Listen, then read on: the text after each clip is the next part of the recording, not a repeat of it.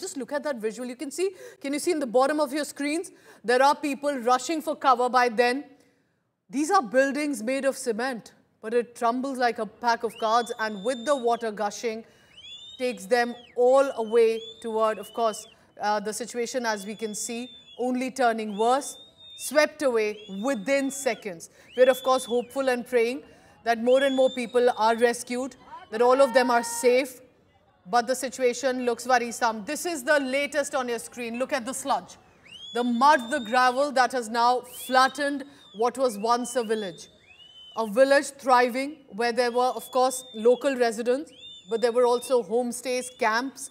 This is en route, whether it's Gangotri or it's the belt. Remember, it's a tourist zone as much. The whole state is. It's the Dev Bhumi, as we call Uttarakhand. So these are some of the constructions that had taken place. But look how these buildings have been swept away and have fallen. We are told that the situation is turning grave. Look at these visuals. And I again want to give a discretion warning. You can see motorcycles, cars that have been covered underneath the slush. There are some people. Look at that. I can see a man also trying to run for cover. Look at that visual. One man, possibly more, are trying to come out of safety. What are they surrounded with? Mud, sludge, complete wet sand there. So it would be very difficult, and I'm praying, I'm hopeful that they have been rescued.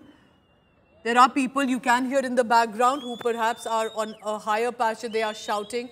There's a shepherd whistle as well that is being blown. That's more like an alert. So especially the locals understand that whistle sound, which is an alarm whistle. This, remember, ladies and gentlemen, shows the kind of impact and effect nature's fury can have.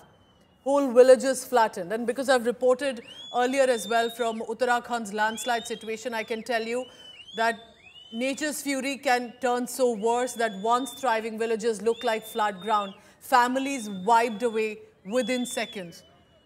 We are hopeful and praying for survivors on the ground. It must be a traumatic moment for those on the ground as well. And we hope and pray that they have been rescued. Because it's not just about your own life. These are families also who've been swept away.